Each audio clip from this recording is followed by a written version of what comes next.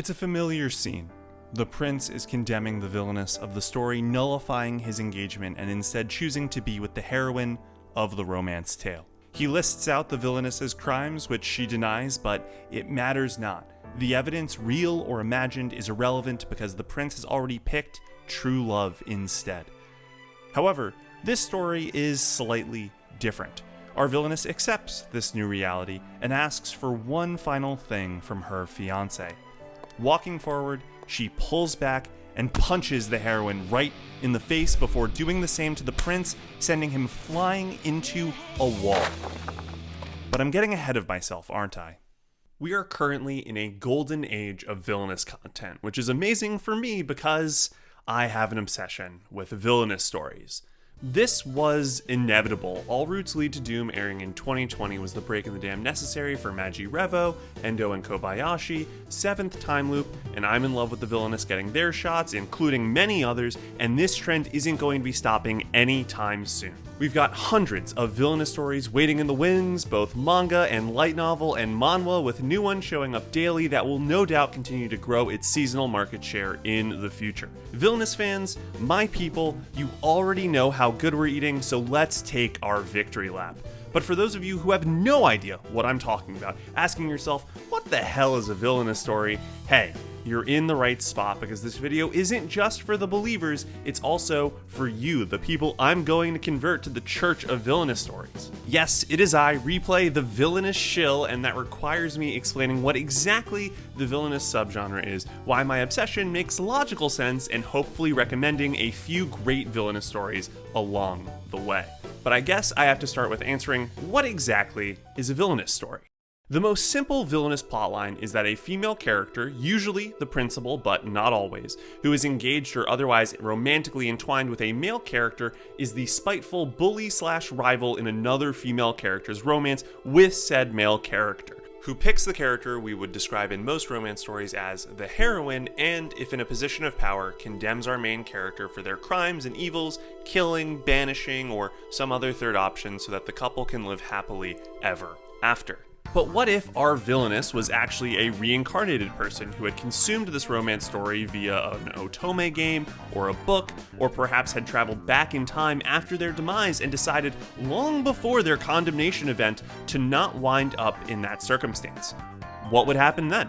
That question is the primary flavor of the villainous subgenre, taking place in a usually aristocratic European society and occasionally sprinkled with magic because this subgenre's supergenre is traditional fantasy. This tent has gotten quite wide, with stories that feature secondary or mob characters who want to save the villainess as the main character instead, villainesses who have been banished and now must make the best of their new situation. This is actually the second primary flavor of villainous story. And then you have villainesses who are not the romantic rival, but are the evil stepmother type. Some people refer to these stories as a whole as otome fantasy, and I get why, but I like the name villainous because it's got punch. This subgenre is also popular in both Japanese manga and Korean manhwa, and their differences are fun to explore since the base that the majority are built from are different. And we'll talk about that a little bit later, because I now get to bust out my villainous alignment chart, which I've been working on for 20 years. For your sanity, I have removed the 20-minute rant about my villainous alignment chart. We will now be returning to our previously scheduled programming. And that's why if you think Yona of the Dawn counts as a villainous story, you probably think a hot dog qualifies as a sandwich. Which of course leads us to the obvious question. Why am I, and hundreds if not thousands of others like me, obsessed with this kind of story? Most simply, villainous stories are full of characters you want to root for. There are genre reasons as well that I'll get into in a second, but at the end of the day, your average villainous character has been dealt an incredibly bad hand. In a fair number of cases, it's not even their fault, and there are some really shitty people on the other side who stand to gain from their downfall. Whether your villainess is a precious, needs to be protected at all costs introvert, an unfairly maligned noble lady whose universe, based on a game, has whimsically decided to forego all logic by making her the villain, a conniving, brilliant tactician who is maybe a touch wicked but is a saint compared to their opponents, or, of course, a reincarnated soul who has done nothing wrong in this world, you are rooting for the underdog, and that honestly feels nice. The antagonists have the most punchable faces and always fail to recognize the humanity of our protagonists, which is such a vile trait. It's great when Sigrid finds a meaningful emotional connection with her squad mates after ignoring them in her previous life and realizing how devoid of substance she used to be. Melissa dressing down her ex-fiancé because he's cheated on her, and the old her would have never said anything, will never not bring a smile to my face. Rooting for these crazy kids to wind up together because it's so obvious that they complete each other in a world designed to destroy them. I love rooting for characters who face impossible odds while their enemies get just desserts.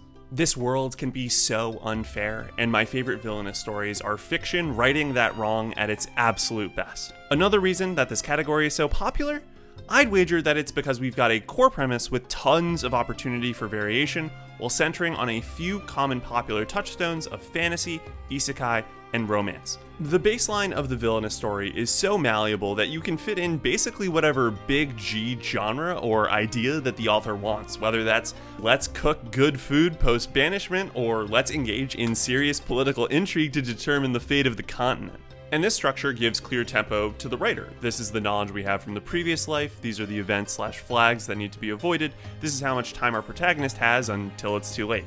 That sets up obvious stakes, stark motivations, and the juicy narrative questions that help us get invested in the early chapters. It is shockingly fun to read two stories with an almost identical premise and see how different writers handle the material, with character personalities and the tone they employ and how they tackle themes. What was it about the broad concept that spoke to them? What twist are they putting on the core conceit? How are they playing with the tropes we're familiar with? There is something really cool about the fact that my fiancé is in love with my little sister. A dark Sisyphusian time loop story came out of the same my younger heroine sister winds up with my love interest framework as I swear I won't bother you again, which is the exact opposite of the continuum, as a cutesy rom-com with some light drama. As you could probably tell from earlier, I am a big fan of revenge stories. Despite my real-life philosophy being good living is the best form of revenge, my fiction is not the same. I love villainesses who operate in aristocratic settings, creating and executing dramatic revenge plots against those that wronged them in their previous life, manipulating systems of power and foreknowledge to utterly ruin their enemies. That is my shit. I also enjoy seeing characters reform, bad people recognizing the error of their ways and trying to be better and kind when given a second chance. Main characters that are in tension with the world they want to live in and the story they find themselves in, asking questions about the nature of fate and authorial intent and time loops for that matter. I never get sick of the premise, no matter how many of these I've scarfed down like a ravenous wolf, because I know the villainous template so well. I feel like I get to know the authors in the process of consuming the work, and at this point, villainous content is basically my comfort food in storytelling. I have the benefit of knowing the big strokes of what's likely to come through, but also not the specifics, so I can still be surprised. I'm not the biggest romance and comedy guy, but you'll find some really thoughtful romances and some ridiculous comedies here as well. Villainous stories have a little bit of everything for anyone who's interested in starting one. Hell, you might as well check out one of the many villainous anthologies that are floating around if you want to test out some one-shots to find something that might be up your alley. And that feels like a pretty good place to jump into recommendations and continue to clarify some of my earlier points in the process. If you want to test the waters, you need a good starting point to see if this category is for you. You really can't go wrong with Hame Fura, which for many people was their first peek behind the curtain. It's heavy on the comedy, has 2 seasons of anime, and Bakurina is incredible content. But if you want something a bit more on the serious side, look no further than With One Day Left. A lot of villainous stories are long running. In fact, most of the ones I'm recommending are still going. This one trims all the fat and is a svelte 3-volume, 16-chapter, perfect encapsulation of everything that makes villainous stories great. The subtitle for this one is 24-hour speedrun, and that's because it's just that. The villainess awakens to her previous life's memories a day before her condemnation event and uses them to avoid the bad end. I love how Alexandra doesn't let her previous life's personality overtake hers, which is a common occurrence. Alexandra is a villainess from top to bottom, which means her domineering personality is fully on display. And she is extremely fun to root for as she expediently burns through what are traditionally long arcs in the space of a chapter, manipulating all the levers of power at her disposal: familial, monetary, interpersonal, societal, and even, accidentally, romantic. There's even some internal emotional storytelling here despite the short run times. Here's Alexandra, who just woke up to the fact that this is all a game, recognizing that her love for her fiancé would never bear fruit, and yet has to power through that realization to make sure that she doesn't die, or in her opinion, has a fate worse than death. I can't think of a better starting place for someone who wants the more dramatic side of the villainous genre, and there is an incredibly fun plot twist in here that I still get a kick out of years later. If you want something similar to this, currently ongoing and straight up just even better, The One Within the Villainess asks the obvious question, hey, what happens to the original personality when the main character gets isekai'd in, with a really interesting answer. And Remilia is a peak villainess doing the right things for the wrong reasons. The One Within the Villainess is just so fucking good, but we have to keep moving right along because before we get to my absolute no doubt favorite villainous story, a story so good it's in my top 10 ongoing manga, I want to quickly talk a bit about the difference between Japanese and Korean villainous series, because I said I would, and you, dear commenter, would keep me honest if I didn't keep my promise. You've probably gotten a sense of it from what we've talked about so far. Japanese villainesses tend to stick pretty close to the otome game roots, which means a lot of them take place at a noble academy. The heroine is a special commoner or a low-level baron who uses light magic and slowly has events with a series of male leads who inevitably fall for her once their affection levels get high enough. Villainous Level 99's anime is so aware of this fact that it plays the otome game completely straight in its first episode, even making an intro cutscene for the theoretical game. Even our post-banishment stories have the banishment occur during their school days, so you wind up with a lot of stuff that feels similar. The great stories take this and play on your expectations, or use the structure to create subversions, and occasionally take one element and just run with it. Seventh Time Loop, which if you're going to watch just one villainous anime is probably the one that's currently out that you should pick, maximizes on the time loop function, using the previous experiences aspects to create a jack-of-all-trades protagonist whose foresight and experiences are overpowered, except in the context of her biggest obstacle, which is her fiancé, a crown prince who in the future becomes a brutal warlord and therefore has very particular ideas about his governing style, creating conflicts with his future wife's ideology. Korean stories, meanwhile, tend to transport their leads, if it is an isekai, into books, and for that reason has a wider number of settings as a result. Even the main video game example I can think of, Villains Are Destined to Die, which leans very heavy into those affection levels, is not academy-based. Because of that, the protagonists trend a little bit older, mid-20s compared to high schoolers, and even some flat-out 30s, which is a really nice change of pace because their goals and maturity usually reflect that gap. You just get way more variety in the kinds of villainous stories here, and as a result, instead of recommending just one manhwa, I'm gonna quickly scattershot a few of them. I Raised My Fiancé with Money was recommended to me by a community member and quickly became a staple, with an extremely cute main pair and a ridiculous gap between the male lead's appearance and his personality. I have fallen head over heels for every character in this manhwa and cannot praise the art and character design enough. Time to Change the Genre is one of those evil stepmom series that I mentioned earlier, and Judith is simultaneously just so out of her depth in trying to avoid the bad end, while also utterly killing it that we simply must stand. I Shall Master This Family is a quintessential overdog thought of as an underdog, but without removing all stakes and tension, making those moments of triumph ultimately satisfying, and watching Tia go from young girl behind the scenes to front of page commander is awesome.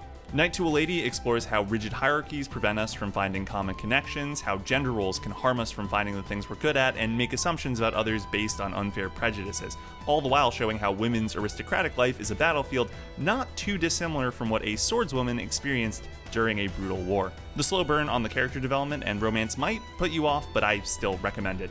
There are so many others, and some of them might even get adaptations. You can watch Gekkai Elise, a rare double isekai, if you want a Korean manhwa adapted into anime. If you want me to recommend a bunch more and go into depth on some of the ones I only hinted at, like Sigrid, or something that I really love like Stationery Store, let me know if you want the follow-up, and assuming this video does okay, I'll be sure to make a little addendum with a bunch more villainous stories. And that brings us at last to my personal favorite villainous story, The Holy Grail of Eris.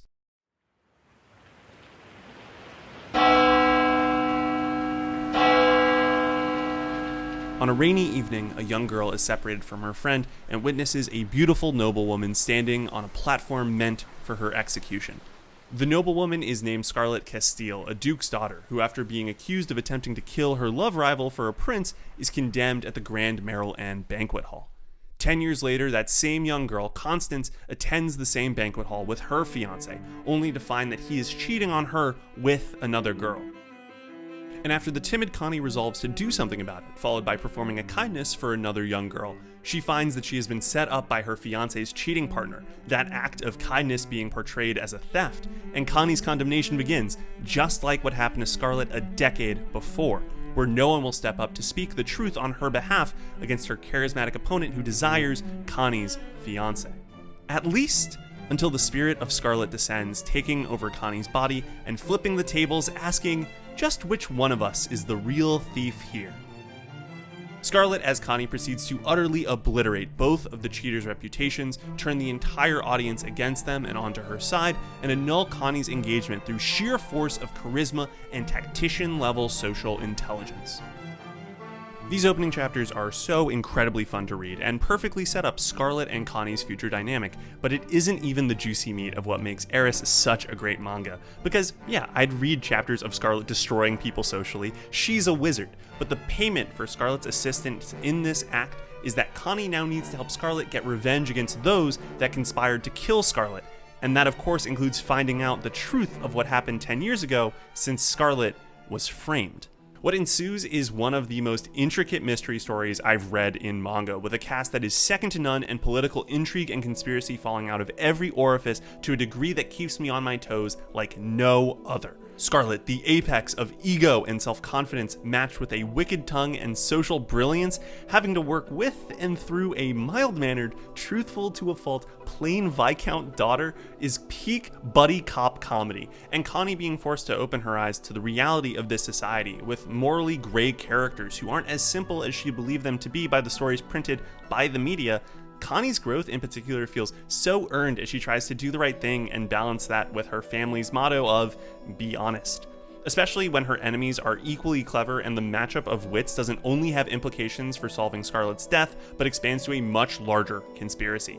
I won't spoil anything, but anytime that a story can have me on the edge of my seat purely via boring surface level dialogue that's covering an intense battle in subtext and every panel brings immense anticipation and dread, that's a story that I need to share with others, and the holy grail of Eris is that manga. If you walk away from this video and you've somehow gotten to this point unwilling to try anything else I've pitched and this sounds even remotely like it might be interesting, please, please, please do yourself a favor and give it a try.